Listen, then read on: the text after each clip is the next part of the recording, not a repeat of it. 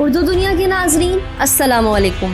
ناظرین، وزیر اعظم عمران خان کی کوششیں رنگ لے آئیں۔ ٹیکنالوجی کی دنیا کی مشہور ترین اسمارٹ فون کمپنی نے پاکستان میں اپنا پلانٹ لگانے پر غور شروع کر دیا۔ یہ اعلان وفاقی وزیر حماد اظہر نے سوشل میڈیا ویب سائٹ پر کیا۔ انہوں نے مزید کیا کہا، تمام تفصیل آپ کو آگے چل کر بتائیں گے۔ ناظرین، ویڈیو میں آگے بڑھنے سے پہلے اگر آپ نے ہمارے چینل کو سبسکرائب نہیں کیا تو ابھی جا کر سبسکرائب کریں اور بیل آئیکن کو بھی کلک کریں۔ ناظرین، جنوبی کوریا سے تعلق رکھنے والی اسمارٹ فون کی سب سے بڑی کمپنی نے پاکستانیوں کو خوشخبری سنا دی۔ وفاقی وزیر حماد اظہر نے کہا ہے کہ معروف ٹیکنالوجی کمپنی سیمسنگ نے پاکستان میں پہلے موبائل فونز اسمبلنگ پلانٹ لگانے میں دلچسپی کا اظہار کیا ہے۔ سماجی رابطے کی ویب سائٹ ٹویٹر پر وفاقی وزیر برائے صنعت و پیداوار حماد اظہر نے سیمسنگ پاکستان کے MD اور CEO سے ملاقات کی تفصیل بتاتے ہوئے لکھا کہ اسمارٹ فون کی پاکستان میں تیاری کے سلسلے میں ڈیوائس کی شناخت، رجسٹریشن، بلاکنگ سسٹم اور موبائل پالیسی واضح کر لی گئی ہے۔ وفاقی وزیر حماد اظہر نے مزید لکھا کہ سیمسنگ کے اعلیٰ حکام نے حکومتی پالیسی اور اقدامات کو سراہتے ہوئے پاکستان میں اپنے اسمارٹ فون اسمبلنگ پلانٹ کے قیام کے عمل کو تیز تر کرنے کا عندیہ بھی دے دیا ہے۔ اس سے قبل چینی ہواوے، نوکیا اور سیمسنگ کے اعلیٰ حکام نے 30 جنوری کو FBR، PTA اور انجینئرنگ ڈیولپمنٹ